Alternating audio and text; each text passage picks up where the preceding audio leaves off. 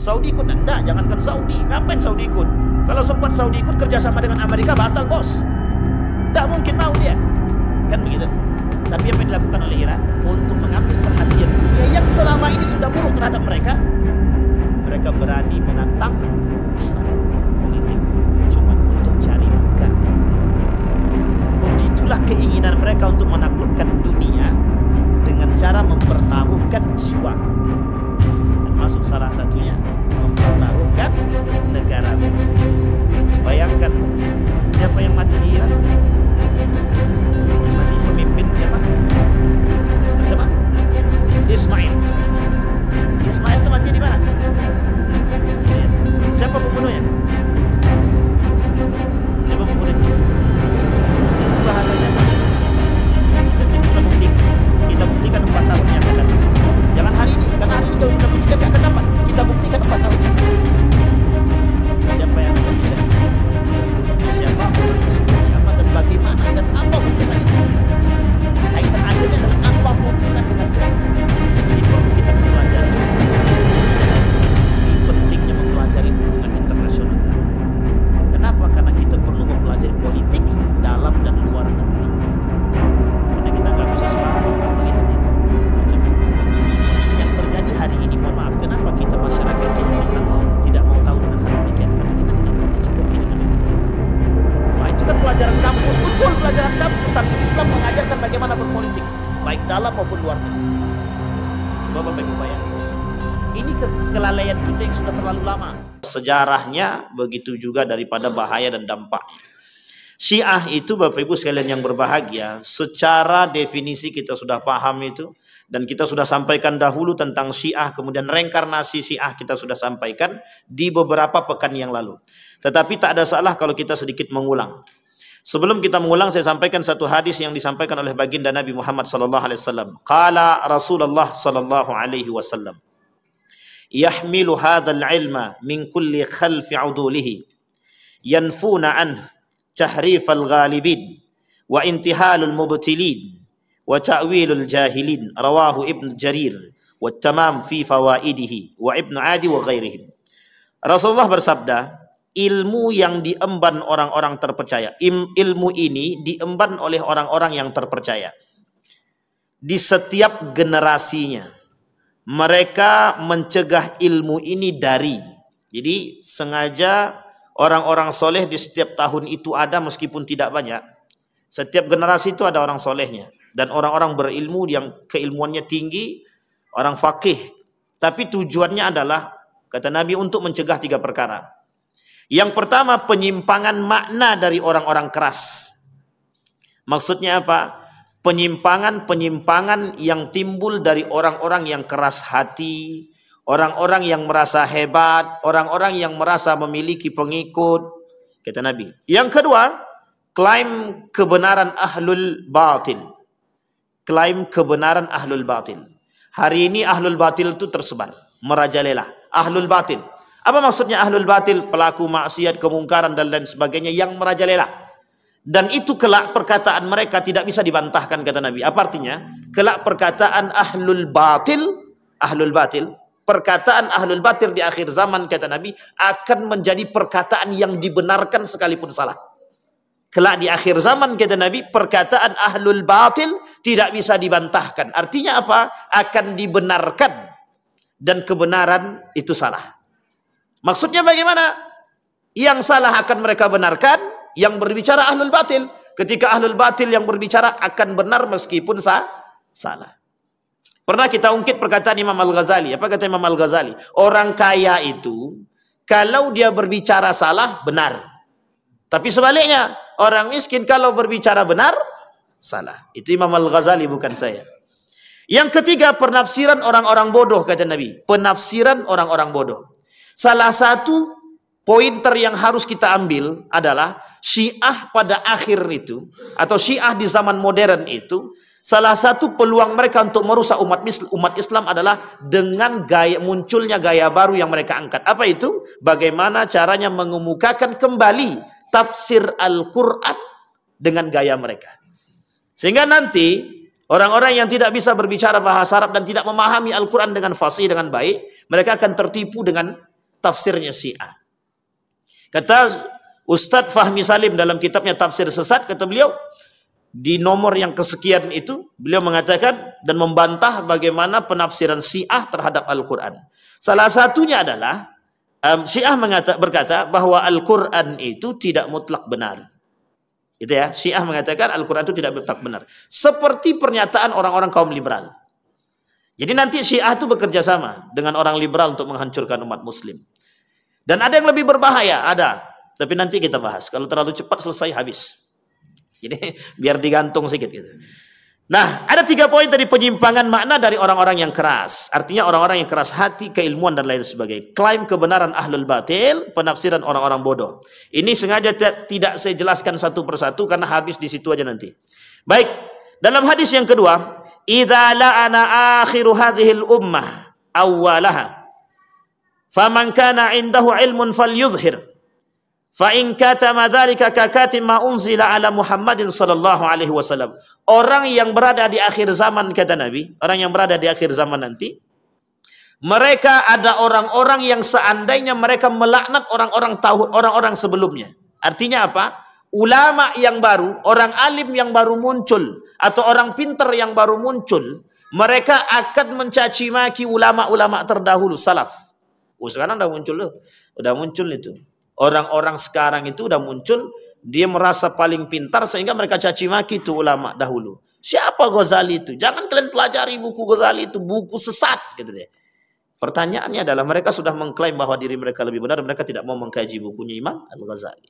Banyak, bukan hanya itu, Imam Al-Bukhari kena, Imam Muslim kena, banyak sekali. Ini tafsiran makna dalam kalimat tersebut. Tapi kemudian Nabi mengatakan, kalau kalian ketemu atau kalau pada hidup pada masa tersebut ada orang alim berilmu yang baik, maka wajib bagi mereka menampakkan keilmuan mereka, wajib. Sehingga mohon maaf, ini yang kita sebut ahlul batil menampakkan kebatilannya, ahlul ilmi haram hukumnya berdiam diri. Sampai di sini paham Bapak Ibu? Ya ngangguk-ngangguk aja. Ini berat nih Pak, berat saya bilang.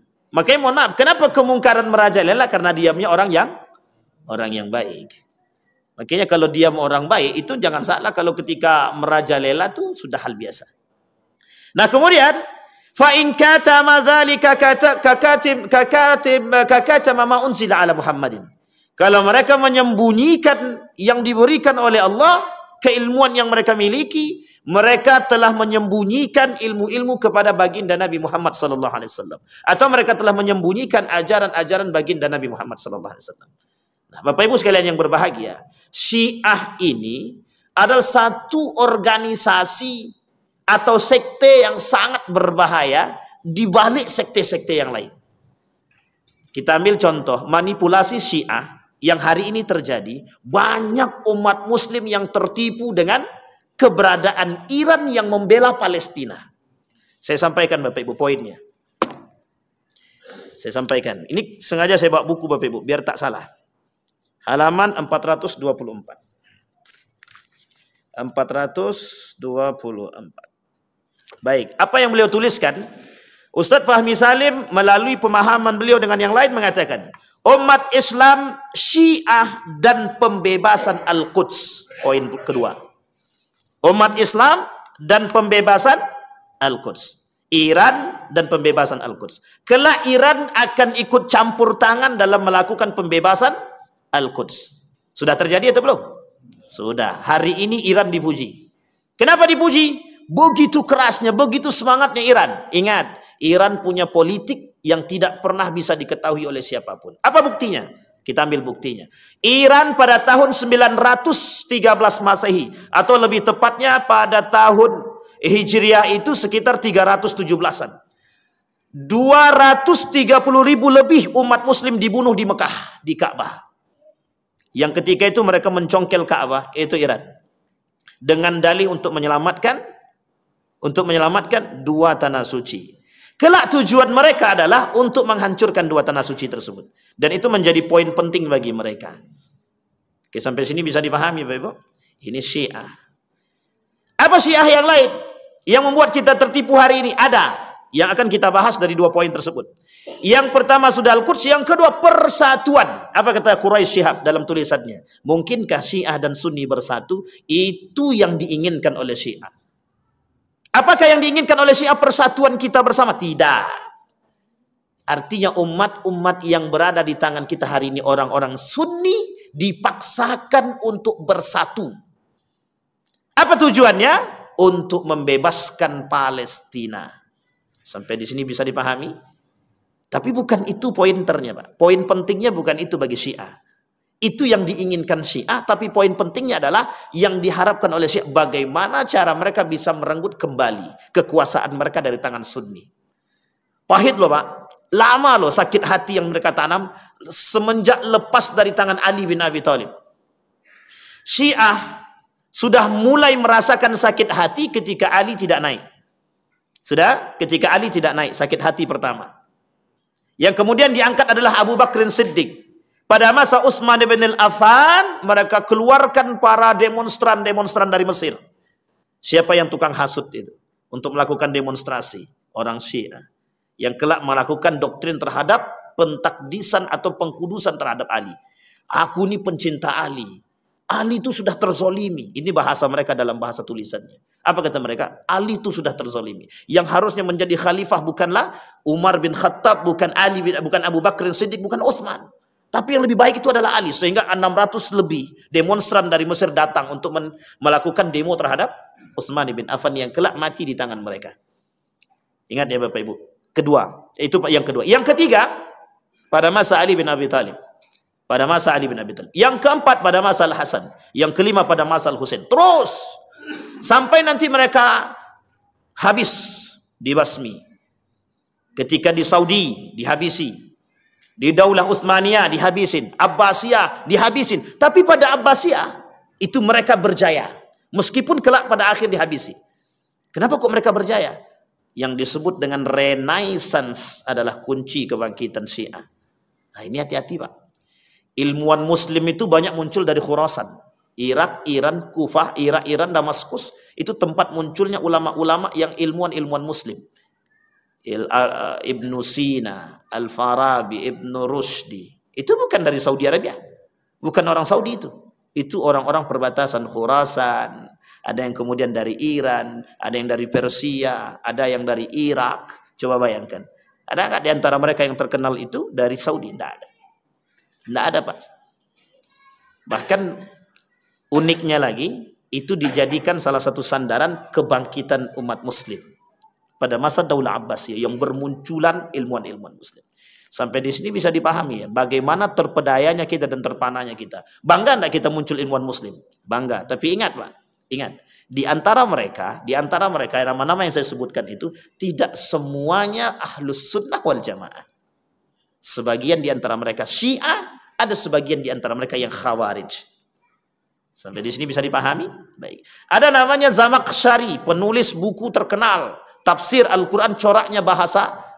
Dia lebih hafal bahasa dan dipakai oleh para ulama-ulama ketika mengkaji tentang Al-Quran yang merujuk kepada masalah bahasa. Namanya Zamakhsyari, tafsir Al-Quran Zamakhsyari. Coraknya bahasa, itu orang Syiah. Orang Syiah. Penulis kitab, saya lupa itu, Riyadhus Shalihin, Subulus Salam.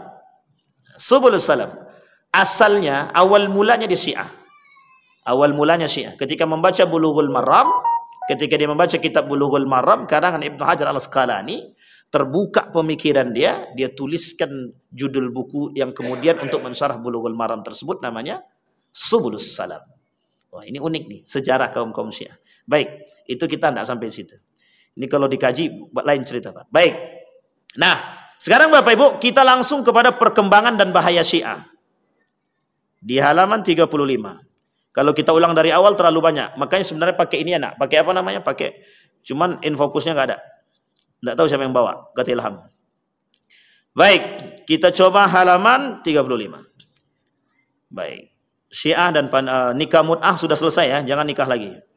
Kecuali yang sebelum nikah. Baik. Bi Fatwa Ibnu Taimiyah. Rekomendasi Rakernas MUI tahun 1984.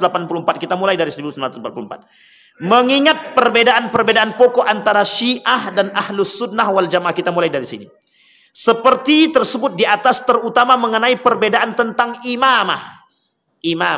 Salah satu akidah yang tertanam dalam Syiah adalah tentang imamah. Salah satu yang tertanam dalam diri mereka adalah imamah. Agar meningkatkan kewaspadaan terhadap kemungkinan masuknya paham yang didasarkan atas ajaran Syiah. Ini Majelis Ulama tahun 1984.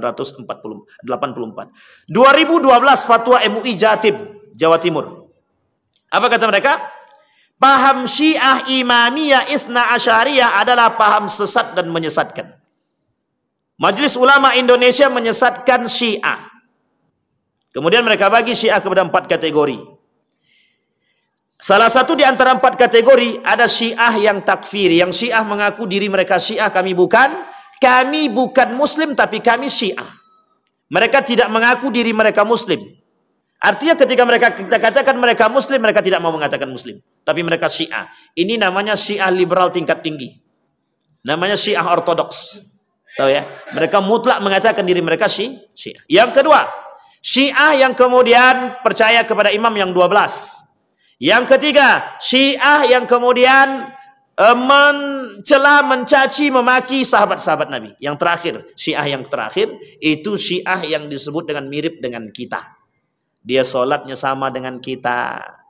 Tapi kata para ulama, jangan terpedaya dengan tipu daya Syiah. Baik, perkembangan dan bahaya Syiah. Jumlah Syiah di Indonesia, di dunia. Jumlah Syiah di dunia 87 sampai 90% dan Syiah dengan persentase 10 sampai 13%. Artinya begini, kalau jumlah umat muslim itu di dunia itu 80 sampai 90%, maka jumlah Syiah itu 10 sampai 13%. Oke Bapak Ibu ya, ini yang meneliti bukan orang Indonesia. Seorang peneliti dari CNN yang sedang serius meneliti tentang Syiah. Jumlah Syiah di Indonesia. Jumlah Syiah di Indonesia 5 juta orang.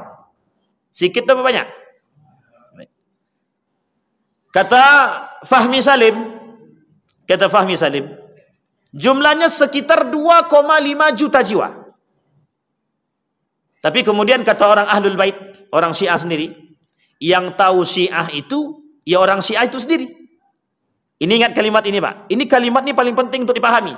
Yang tahu orang itu Syiah, ya hanya orang Syiah itu sendiri. Lebih baik kami bersembunyi ketimbang berkonflik. Bapak Ibu tahu maksudnya ini? Tahu ya Bapak Ibu ya? Jadi mereka memang sengaja menyembunyikan identitas biar bisa berbaur dengan Bapak Ibu. Pernah ingat kejadian yang di Kulim ya? Yang digerebek oleh Ustaz Mustafa Umar ya? Dr. Mustafa Umar. Saya nggak tahu nih. Kita berharap, insya Allah kita akan cari tahu Pak, yang di Siak itu, apakah benar yang di bunga raya itu? Kemarin kami lewat situ masih tertulis besar itu, masih tertulis besar Syiah gitu dia. Dalam arti dalam benak saya, kok tulisan itu bisa sebesar itu dan kok mereka berani menuliskan itu dengan tulisan Syiah. Belum berapa lama saya lewat situ, mungkin sekitar 1 bulan yang lalu. Baik. Nah, kembali kepada poin tersebut. Sekarang dalam penelitian jumlah Syiah di Indonesia, menurut beberapa kelompok terkhusus orang Syiah itu sendiri, seorang ustadz Syiah bernama Husain Al-Kaf. Ini mesti tahu nih, dah terkenal nih nama beliau nih, Husain Al-Kaf, alumni KUM. Mereka pernah mengakukan penelitian jumlah Syiah di Indonesia 300.000. Yang tadinya 5 juta, 2,5 juta, turun lagi 300.000. Apa kata mereka? Kata mereka turun lagi menjadi 50.000. Masih orang Syiah. Tapi menurut Musa Kazim, Ustadz Syiah, anak dari Husain Al-Habsyi, dia pernah mengatakan kepada Ustadz Fahmi Salim bahwa jumlah Syiah di Indonesia cuma 25.000. Kalimat terakhir dari Ustadz Fahmi Salim, sulit untuk menentukan kebenaran daripada datanya orang Syiah.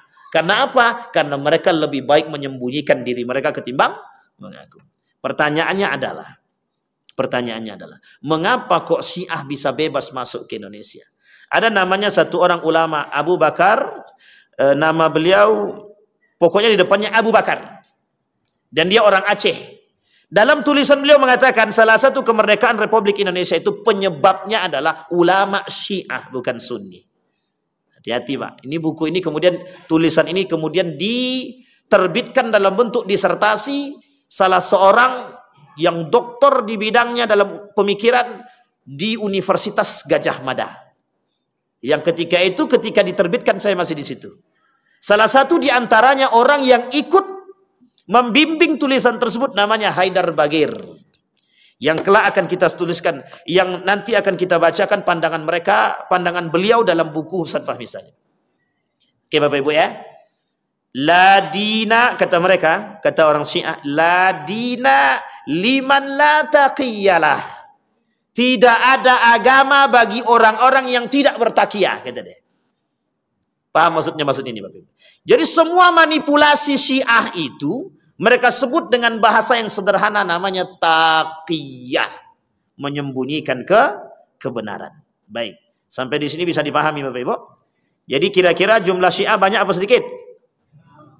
Tapi kan berkurang tadi tuh. Dari 5 juta jadi 25.000. Hati-hati. Hati-hati. Di Riau ini banyak. Cuman kita belum dapatkan valid beritanya, belum kita dapatkan. Beberapa hari yang lalu saya masih sempat berkomunikasi untuk mencari data Syiah dan ternyata belum valid. Artinya apa? Masih ada Syiah di Pekanbaru ini. Di Pekanbaru, saya tahu berbicara yang lain, tapi di Pekanbaru masih ada. Dan ada sebagian kelompok Syiah itu yang datang dari luar dan kemudian mereka membuka prostitusi. Nah, ini yang belum kita validkan. Kita akan coba validkan dan akan kita sondingkan ke Majelis Ulama Indonesia. Terutama bagi mereka para pendatang dari luar. Baik, sikap Syiah terhadap Sunni yang harus Bapak Ibu pahami. Kita menyaksikan gencarnya serangan Syiah terhadap umat Muslim. Biar Bapak Ibu tidak tertipu. Tidak sekedar memperluas kekuasaan Syiah, namun parahnya mereka menjadikan kebrutalan dan sadisme terhadap sebagai bagian daripada agama mereka. Tahun 2006. Masih ingat ya Bapak Ibu? Terawang Mina 2006. Di Mekah 2006. Di Madinah 2006. Ratusan ribu umat Muslim yang mati ketika itu sia-sia. Disebabkan oleh kelakuan kelompok-kelompok Syiah yang ketika itu diblokir setelah itu oleh Saudi Arabia, yang hari ini kemudian dibuka. Sudah dibuka kembali oleh Saudi. Kapan dibukanya? Saya tidak tahu. Apakah pasca Iran ikut dalam perperangan melawan Israel? Atau sebelumnya, karena telah ada rekonsiliasi antara Iran dengan Saudi untuk kembali dibolehkan Iran masuk ke dalam Saudi Arabia. Tahun kemarin saya berangkat umrah, itu saya sudah ketemu dengan ulama-ulama Iran. Mereka sudah ada di situ. Mereka sudah masuk Madinah, mereka sudah masuk Mekah. Dan itu Iran. Apakah Irak? Banyak Pak. Jadi jumlah mereka itu ketika sudah dipresentasikan di muka bumi ini itu, jumlah mereka itu 158 juta di dunia ini. 158 juta di dunia ini jumlah Syiah. Dengan berbagai macam sekte atau aliran dalam Syiah itu sendiri. Pendapat yang lebih kuat ialah memasukkan Nawasib Ahlus Sunnah sebagai Ahlul Harbi, lawan perang, yang hartanya halal dimanapun didapati dan dengan cara apapun. Dalam kitabnya Ali Al-Khumaini, Tahrirul Wasilah, apa kata beliau? Semua umat Ahlus Sunnah, orang-orang seperti kita nih, ketika dibunuh halal darahnya Pak. Dan harta kita nih kalau diambil halal.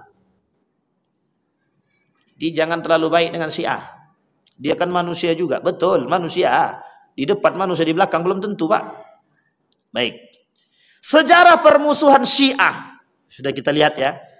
Seorang sejarawan barat terkenal berkata, andai bukan karena pengkhianatan dan serangan kaum Syiah Safawiyah atau Rafidah terhadap Khalifah Utsmaniyah dari arah belakang, niscaya Utsmaniyun akan menguasai Eropa seluruhnya dan beralihlah Eropa menjadi benua Islam. Sejarah permusuhan Syiah selanjutnya.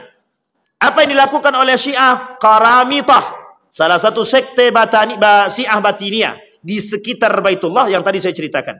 1317 Hijriah, mereka bunuh sekian ratus ribu jiwa di hadapan manusia itu sendiri di depan Ka'bah.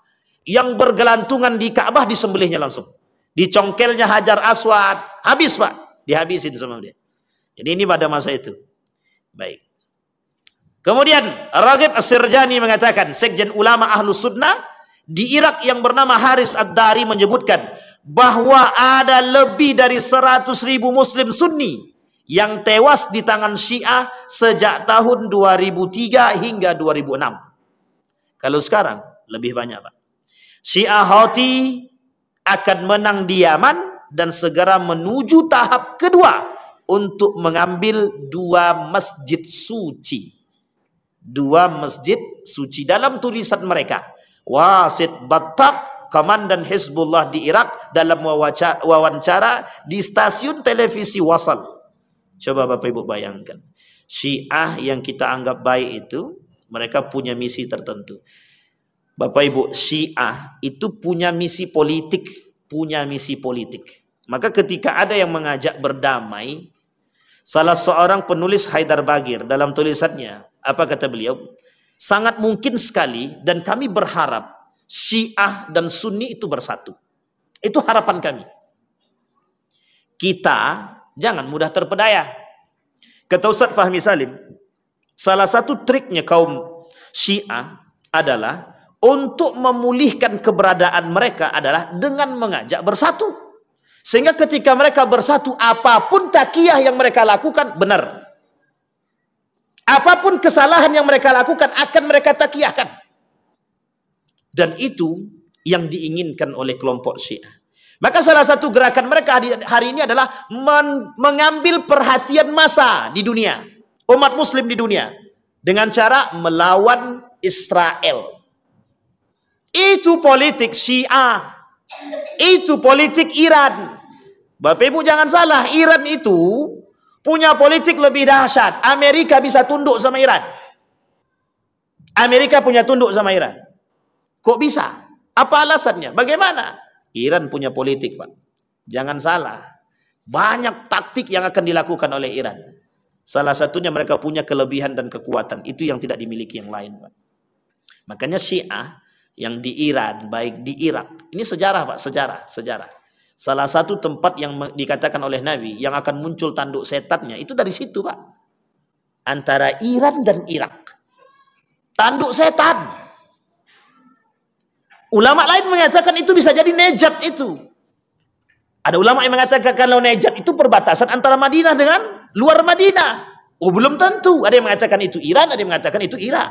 Artinya adalah ketakutan Nabi dari Najat tadi, ketakutan Nabi dari timur tadi adalah pada 2 negara tersebut, Pak. Irak dan Iran, yang tidak didoakan oleh baginda Nabi Muhammad SAW. Coba Bapak Ibu bayangkan. Oh, berat, Pak. Nih, sekarang masuk pada poin kita, Pak. Kita kan reinkarnasi Syiah. Selama ini Syiah selalu berada pada akidah, ibadah, filsafat. Sekarang kita lihat, Pak. Upaya pengelabuhan Syiah hari ini. Ini dia.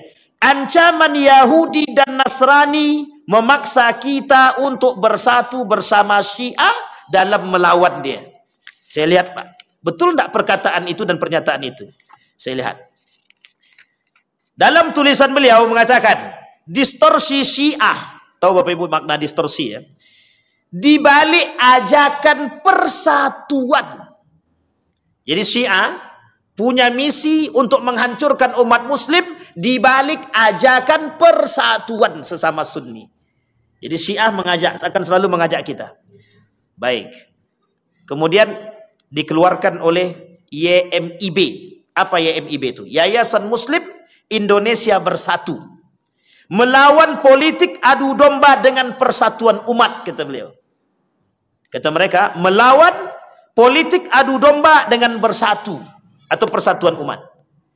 Apa yang mereka lakukan? Mereka bujuk ulama-ulama Syiah yang ada di Indonesia. Salah satu di antaranya Jalaluddin Rahmat. Untuk duduk rekonsiliasi. Umat muslim Sunni, bisa tidak kalian berdamai dengan Syiah? Dimediasi oleh YMIB. Kita sekarang sedang diadu domba. Bapak Ibu tidak tahu yang mengadu domba juga mereka. Sampai di sini paham ya? Syiah itu Masya Allah. Di balik nikah mut'ah itu ada politiknya Pak. Jangan main nikah mut'ah aja. Nikah mut'ah banyak yang tertipu gara-gara nikah mut'ah itu. Nikah mut'ah itu enak Ustaz. Memang. Enak di depan, neraka di belakang. Baik. Sampai di sini bisa dipahami Bapak Ibu? Nah, apa kata mereka? Mereka kemudian mengatakan, bagaimana kami Sunni bisa bersatu dengan Syiah sementara Syiah itu adalah sekte aliran yang kami anggap sesat. Apa kata mereka? Syiah itu mazhab, bukan sekte. Takiyah mereka, Pak. Sehingga kalau dipahami mazhab, kira-kira mohon maaf nih. Kira-kira Syiah itu kalau dipahami mazhab, boleh apa tak boleh? Mazhab. Kalau dipahami mazhab boleh apa tak boleh? Boleh, itu keinginan mereka. Kita umat muslim ini mengamini perkataan mereka, kami ini mazhab. Kalau kami ini mazhab, apa bedanya dengan 4 mazhab yang lain? Boleh diterima atau tidak diterima? Solatnya bagaimana? Allahu Akbar, tangan turun ke bawah. Oh, secara praktek ibadah kami tidak ada masalah.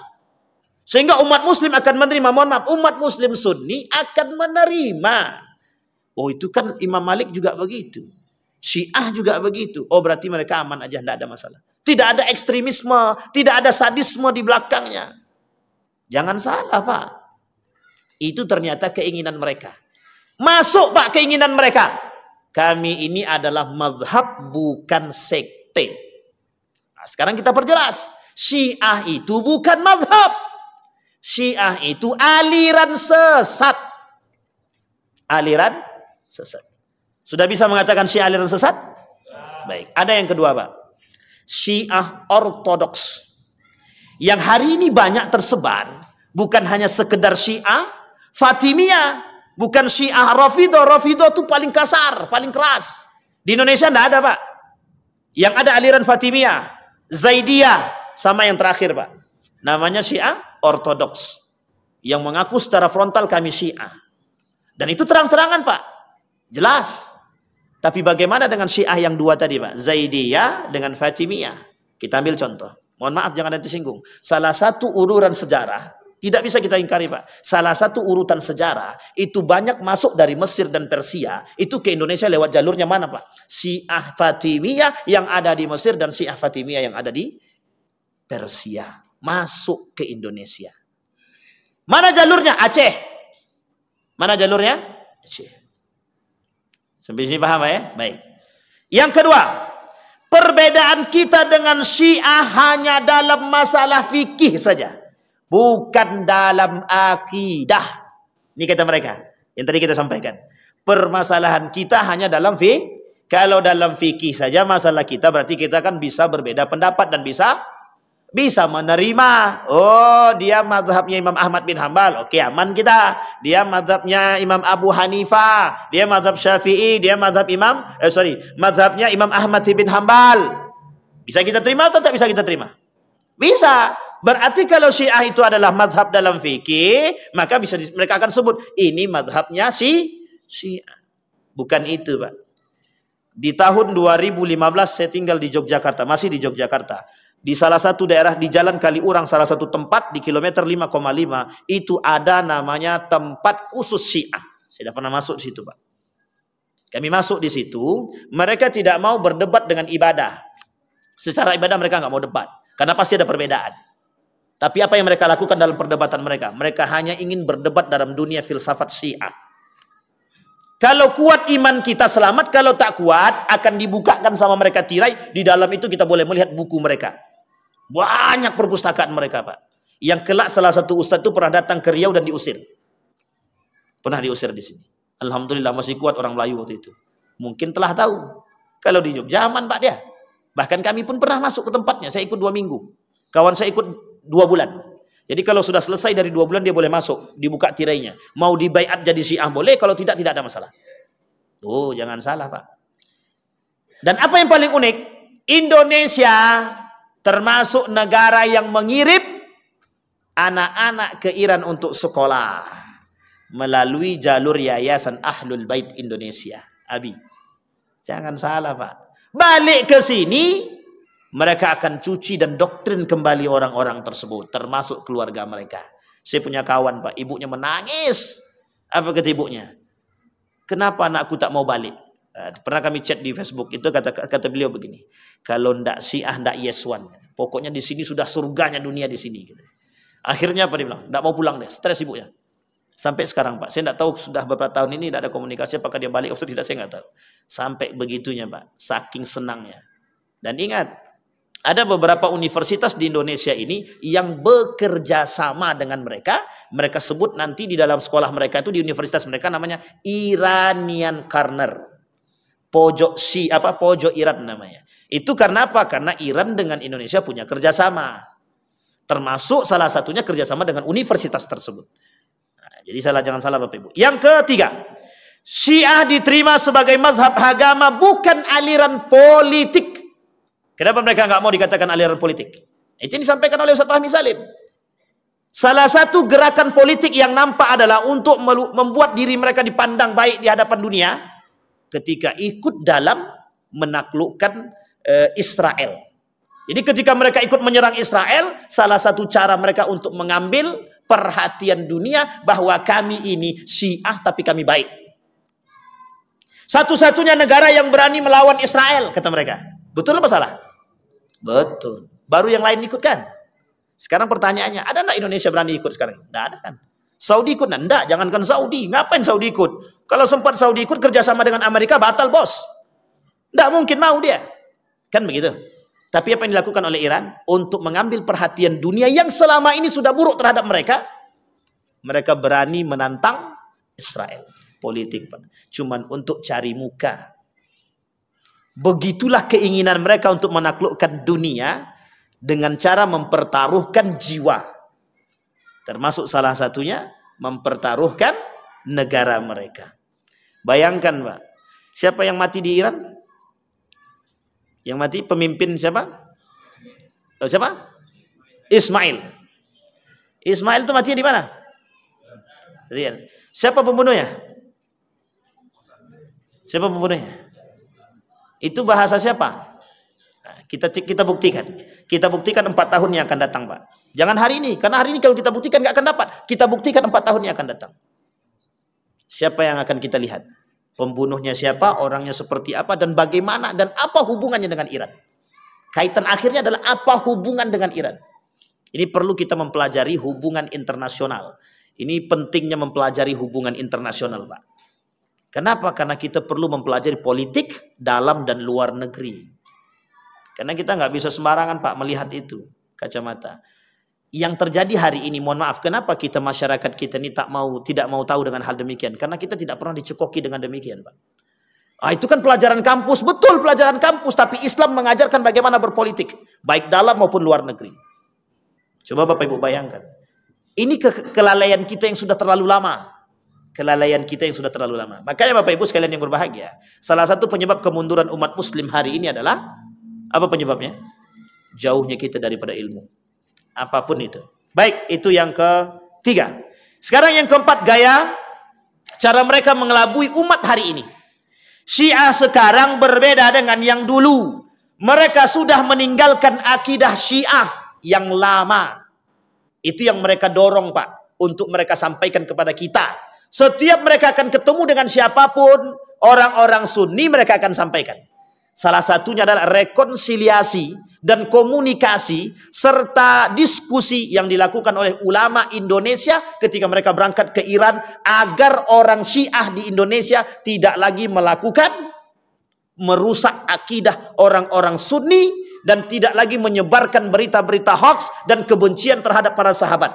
Apa kata ulama Syiah? Kami aminkan. Ingat ya Pak, kami aminkan. Apa yang terjadi? Pada 2 tahun setelah itu, bertebaran buku Syiah di Indonesia yang itu hanya latar saja. Percetaknya adalah Syiah. Dalam buku pelajaran-pelajaran tentang agama Islam, banyak sekali buku-buku pelajaran-pelajaran yang nama Umar bin Khattab dan Abu Bakar dibuat gambar binatang. Coba. Baik. Bapak Ibu kalau cari buku cetakan Mizan. Cetakan Mizan. Dan cari penulisnya Haidar Bagir. Cari penulisnya Haidar Bagir. Banyak sekali tulisan beliau tentang filsafat-filsafat cinta. Itu salah satu cara masuk beliau kepada anak muda hari ini. Untuk merusak generasi dan bisa mengajak mereka kepada itu, caranya itu. Haddad Alwi. Kita katakan ini sudah kita sampaikan dulu. Sebelum ini sudah kita sampaikan. Haddad Alwi itu. Tentang kesyiahan dia. Kami ini Syiah tapi orang baik, kata mereka kan. Kami Syiah tapi kami orang yang memberikan motivasi kepada Syiah yang ada di Sidoarjo. Bukan Sidoarjo, apa namanya? Probolinggo adalah Haddad Alwi. Yang memberikan motivasi kepada orang Syiah yang ada di Probolinggo ketika itu adalah Haddad Alwi. Salah satunya adalah Haddad Alwi. Jadi jangan salah Pak, jangan kita tertipu. Kami sekarang sudah berbeda dengan dulu. Betul. Hari ini mereka tidak mau berdebat dengan ibadah, dengan muamalah, tapi mereka akan berdebat dengan filsafat. Nama tempatnya adalah Rausan Fikr. Salah satu nama percetakan untuk ulama-ulama Syiah di Indonesia. Namanya Rausan Fikr. Yang ke 1, 2, 3, 4. Sekarang yang kelima. Yang terakhir. Syiah terbagi beberapa golongan. Kita berhubungan dengan Syiah yang moderat saja. Sedangkan yang ekstrim, kita tidak ada urusan dengan mereka.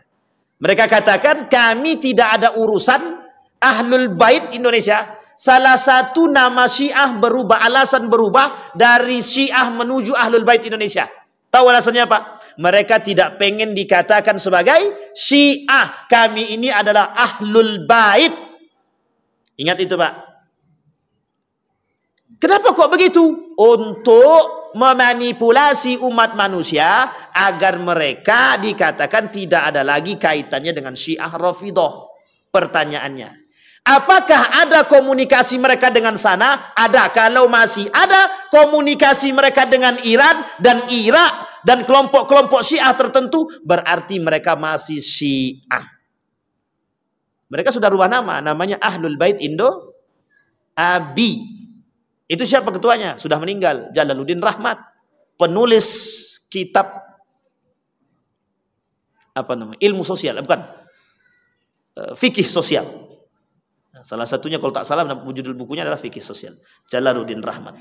Jangan terbedaya Pak. Nah sekarang pertanyaannya adalah bagaimana kacamata umat manusia hari ini di dunia terhadap negara Iran? Kita lihat sekarang bagaimana hari ini umat-umat manusia khususnya Muslim memandang Iran. Satu Pak, pandangan mereka hari ini rata-rata memandang Iran baik.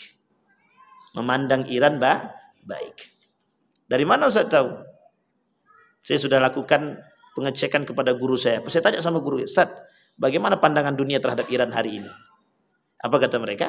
Rata-rata orang akan menganggap Iran itu berani, baik dan bagus. Kenapa? Sudah berani melakukan perperangan melawan Israel. Gara-gara itu dia berhasil mendapatkan perhatian dunia. Sehingga banyak negara yang mau kerjasama dengan Iran hanya untuk membasmi Israel. Perkembangan Syiah di Indonesia. Ada 36 yayasan, 4 kelompok pengajian Ahlul Bait tersebar di 21 provinsi di Indonesia. Dan 33 kabupaten kota hingga tahun 2001. Naik drastis di tahun 2015 menjadi 100 lebih pengajian Ahlul Bait Indonesia. Sampai kemana Pak? Sampai enggak ke Riau? Sampai. Cuman sampai hari ini saya enggak tahu apakah Majelis Ulama Indonesia hari ini berhasil menemukan itu atau tidak. Mudah-mudahan berhasil.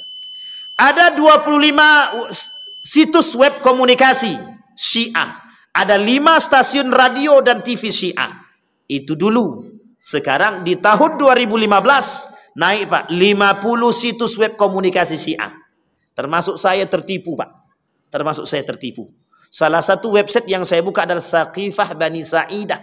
Ketika ingin membuktikan perkataan, mohon maaf yang sudah, ini beliau sudah meninggal. Namanya Buya Syakur. Tahu Buya Syakur ya? Tapi dah almarhum ya. Beliau pernah mengatakan dalam ceramah beliau ketika itu, saya tidak sebut nama tempatnya. Beliau katakan bahwa Umar bin Khattab dan Abu Bakar ketika meminta Ali bin Abi Thalib dengan Fatimah untuk berbaiat kepada Abu Bakar. Fatimah menolak. Ditendang pintu itu sama Umar bin Khattab, kemudian kena kepalanya Fatimah, terjatuh. Fatimah diinjak oleh Umar bin Khattab sampai mati. Ini fitnah yang mereka bangun. Itu terdapat dalam situsnya Saqifah Bani Sa'idah dan dalam buku tersebut. Tak sengaja saya buka dan dapat. Betul Pak, fitnah itu. Yang kedua, ada fitnah yang lain dalam kitab Nahjul Balaghah. Dan itu karangan ulama Syiah. Saya tak sebutkanlah. Kebetulan itu juga agak sedikit. Baik. Telah diterbitkan 373 judul buku tentang Ahlul Bait oleh 59 penerbit hingga Februari 2001. 2001 Pak. 2001. 373. Salah satu diantaranya yang samar-samar dan tidak mau dikatakan Syiah, Mizan. Sampai hari ini Mizan masih leluasa. Apa isi komunikasi antara ulama kita dengan ulama Syiah? Jangan ada lagi orang-orang Syiah menyebarkan buku-buku mereka di Indonesia. Salah satu penerbitnya adalah mereka tidak melalui penerbit mereka lagi, tapi masuk ke Mizan. Di Mizan bukan penerbit Syiah, tapi banyak tulisan-tulisan orang-orang Syiah yang leluasa masuk di situ. Loh, kok bisa begitu Ustaz? Ya memang begitu. Nah sekarang gaya baru mereka untuk merusak generasi sekarang melalui media. Ini yang paling penting Pak, melalui media. Apa contohnya? Bapak Ibu hari ini kalau lihat situs-situs Islami, video-video Islami tentang Nabi, perhatikan betul-betul. Tentang pejuang-pejuang Islam, perhatikan benar-benar. Karena dari film-film sahabat Nabi, ada beberapa film-film tersebut yang mereka angkat tokoh Syiah, dan mereka jadikan, mereka pelaporkan, mereka viralkan, dan itu websitenya ada, dan itu situs YouTube-nya adalah punya milik Syiah. Yang kedua, ada film-film tentang Nabi yang membuatnya Syiah, termasuk salah satunya Nabi Yusuf alaihissalam. Ya, Nabi Yusuf itu juga Syiah. Nabi Ibrahim Syiah. Nabi Muhammad versi Syiah ada. Risalah juga judulnya sama, Syiah. Itu bayangkan Pak, bukan sedikit, banyak. Mudah-mudahan Pak bisa kita sampaikan, tapi kalau sudah ketemu nanti, kalau sudah ada ininya, fokusnya kita lihatin tuh. Ini nama-namanya Pak. Ada Al-Manar, ada Fairuz, ada Al-Ja'far, dan lain sebagainya. Tiap tahun pengiriman ratusan pelajar ke hazwah ilmiah pesantren Syiah dan universitas di Qom. Setelah kembali, mereka akan mengajarkan pemikiran Syiah dengan taqiyah.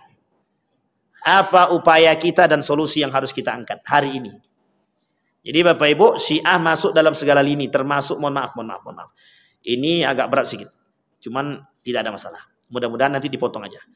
Salah satunya Bapak Ibu, Syiah sudah masuk di Kementerian Agama. Jadi salah satu yang ikut menulis kurikulum pendidikan agama itu orang Syiah. Jangan salah. Kok bisa tahu Ustaz? Ya, salah satu di antara mereka ada guru saya. Nah, jadi saya tahu.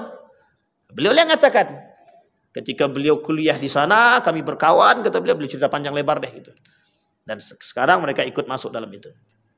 Untuk menulis kurikulum-kurikulum itu. Nah, ini jangan disebut kalau kalian tak mau. Kalau mau cari aman, ya. Baik. Upaya dan solusi Pak yang harus kita terapkan hari ini. Dibentuk lembaga dan organisasi secara mutlak untuk mempelajari dan meneliti tentang Syiah itu. Syiah itu setiap tahun pasti berkembang. Kalau tidak berkembang dalam dunia pendidikan, mereka akan berkembang dalam dunia ekonomi. Kalau tidak berkembang dalam dunia ekonomi, akan masuk dalam jalur perfilman. Dalam semua lini Syiah akan masuk. Dalam semua lini. Karena Syiah hari ini tidak sama dengan Syiah dulu. Betul. Syiah dulu lebih fokus kepada akidah dan ibadah. Syiah hari ini bagaimana caranya menguasai dunia dengan cara apapun. Apa tujuan mereka sama dengan tujuannya Amerika? Tujuannya kaum Yahudi sama. Tujuannya sama, untuk menaklukkan dunia. Jangan kira Pak. Baik. Sampai di sini bisa dipahami Bapak Ibu? Ini sudah habis belum? Udah habis? Oh, alhamdulillah. Kalau tidak habis, panjang masih ada beberapa halaman. Gitu. Baik Bapak Ibu sekalian yang berbahagia. Kesimpulan sebelum kita tutup Bapak Ibu. Sebelum kita tutup, kesimpulannya adalah Syiah itu sebenarnya kalau kita berbicara tentang Syiah, Syiah tidak akan pernah rasa sakit hati yang mereka alami terlalu dalam. Terlalu dalam. Propaganda yang mereka buat yang setiap gagal menjadi rasa sakit hati.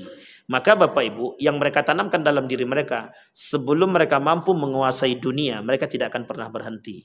Tidak akan pernah berhenti. Dan mereka akan lakukan apapun cara, kata Ustaz Fahmi Salim, akan mereka lakukan apapun caranya agar bisa menaklukkan dunia. Nah Bapak Ibu sekalian yang berbahagia, insya Allah di pertemuan yang akan datang, kalau kita ketemu dengan izin Allah, akan kita bahas bagaimana cara Syiah mentafsirkan ayat Al-Quran di zaman yang saat ini. Sehingga orang-orang bisa tidak tertipu dengan gaya tafsirnya Syiah. Bapak Ibu pernah dengar Quraisy Shihab kan? Apa judul tafsir beliau? Al-Misbah. Pertanyaannya, itu tafsir Syiah atau bukan? Wih, jangan cepat-cepat mensyiahkan Pak. Tafsir buku beliau, dari referensi beliau, rata-rata sebagian besar kalau kita kalkulasikan 100%, 65% sampai 70% referensinya Syiah. Tapi beliau pernah mengatakan bahwa diri dia bukan Syiah. Ingat itu, beliau pernah mengatakan bahwa diri beliau bukan Syiah. Pertanyaannya adalah, adakah kesamaan dengan orang-orang Syiah yang pernah mengatakan demikian? Ada. Salah satunya adalah mereka mengatakan kami bukan Syiah, tapi kami adalah Ahlul Bait. Ingat itu Pak. Ketika kami sampai di Malaysia pada tahun 2017, sama. Pernyataan itu sama persis. Apa kata mereka? Kami bukan Syiah, tapi kami adalah Ahlul Bait. Dan saya masih ingat orangnya dan sampai hari ini saya masih kenal wajahnya. Insya Allah. Mudah-mudahan bermanfaat bagi kita semua. Mudah-mudahan ada baiknya. Mudah-mudahan kita bisa menjadi penerang bagi kita. Agar kita bisa selamat dan generasi kita bisa selamat. Mudah-mudahan bisa menjadi penuntun bagi kita untuk menjadi muslim yang lebih baik. Fa'tabiru ya ulil absar la'allakum tuflihun. Assalamualaikum warahmatullahi wabarakatuh.